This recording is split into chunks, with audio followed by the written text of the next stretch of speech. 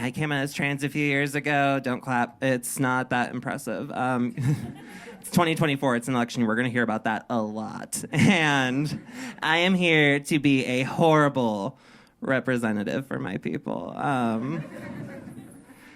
Yeah, I came out as trans, and the number one thing that, happened that was different, a lot of my guy friends started coming to me for advice, which I was like, horrible choice.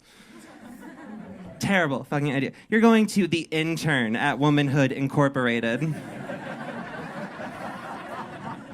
to get real-world advice. What the fuck is wrong with you? I'm in the mail room. What are you talking about? I'm in the she-mail room. That's where I'm at. If I can't say she-mail, who the fuck can, all right? Don't you dare get tight on me, okay? You guys have survived 9/11 jokes, fucking school shooting jokes. You're gonna get through this, okay? They come to me for advice, and, the number one thing they always want to ask me is that they're like, Rosalie, does size matter? I'm like, oh my fucking God. Okay, if you have to ask, first of all, so sad. You know who's not asking does size matter? Fucking horse cocks. That's who, all right? Does size matter? And I'm always like, of course it doesn't matter after a while. Which is honest and fair. Yeah, women, we settle, whatever. We're just like, yeah, I have this dream dick on my board, and then I settle for whatever's here, okay? So long as it's not a thimble, I will meet you halfway. Size doesn't matter. I say that, but in my case personally, it does. Turns out guys really hate it when their girlfriend has a bigger dick than them. They really don't respond positively to that. And it sucks because it puts me in a really weird position because it's all right, we're doing a fucking real-time side-by-side comparison and one of these things is not like the other. And I have to sit there and pretend what, that's not happening. I just have to do this fucking solo improv of being oh my God, your dick is the biggest fucking dick I've ever seen in my entire life. I can't possibly handle this. I'm gonna rip in half. And then he's just is it? Is it the biggest dick you've ever seen, Rosalie? Today? I'm like, I don't know. I can't figure it out. I'm not that good at math. There's not enough women in STEM. It's patronizing as fuck. I started out my new year pretty well. I had to go to the doctors the other day just for a normal checkup. It's always my favorite thing to go to Planned Parenthood and get quietly slut-shamed by a girl that looks like Harley Quinn. They say they're very understanding. They're not. They're not at all. I sat down across from this fucking nurse.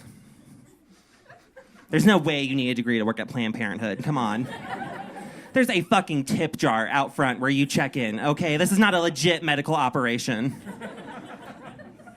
Sat down across from her, and she was like, all right, we're just gonna do a brief history. How many sexual partners have you had? And I was like, how much time do you have? I got nervous. I got, weird and nervous, because, it's enough. It's a lot. Been fucking since I was 15. I've racked up some pretty good years. I can't go back to Greeley anymore, because... everyone's wife fucking unionized on me. So I got nervous. I got quiet. I was counting on my fucking fingers and my toes and shit. And she was just like, listen, don't worry about it. I've heard every crazy number you can imagine. I've heard as many as 10. I was like, oh my God, 10? Wow, that's fucking crazy. There's so many loose holes walking around town. Wow. 10? Jesus. So I got brave and I just looked at her and I was like, all right, listen, we're gonna be cool, you and I, okay? All right, we're not gonna do any slut shaming, okay? It's 2024, all right? That's my number, you guys, 2024. Brave souls lost at sea.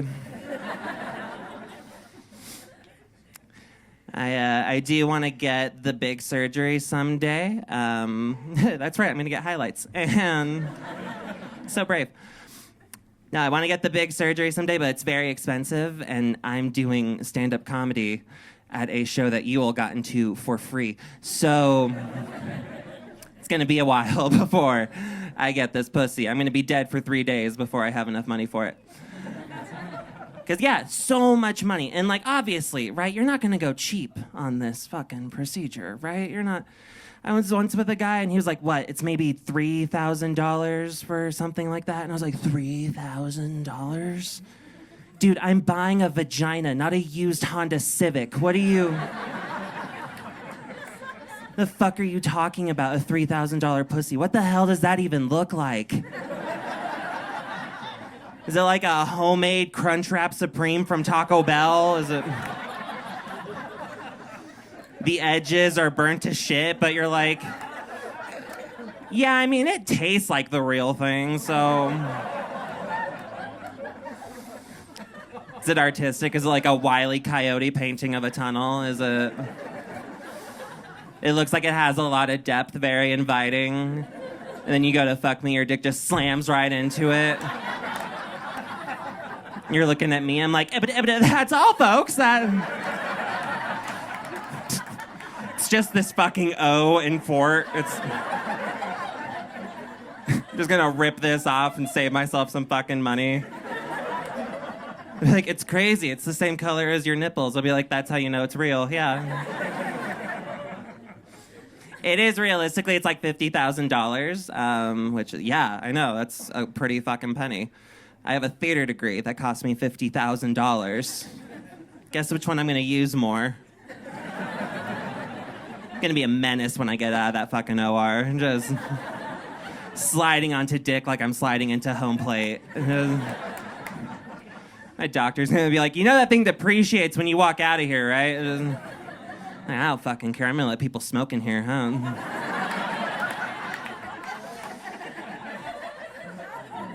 But that did get me thinking. I was like, all right, if that's the average amount of money I have to spend on it, if I throw a lot of cash at it, I could probably get some real custom shit done. Real pimp my pussy right, you know? I want like koi fish in the labia. Whole thing is set up on hydraulics. It just drops 2 feet and then pops back up. Fucking George Lopez theme song playing in the distance. Like... My orgasms are a production at that point, right? Like, you know, right when I say, I'm gonna come, you just hear the light sound of thunder. There's a little blinking strobe light right on the clit. And then 30 seconds of a produce department mist comes out. Just psss, psss,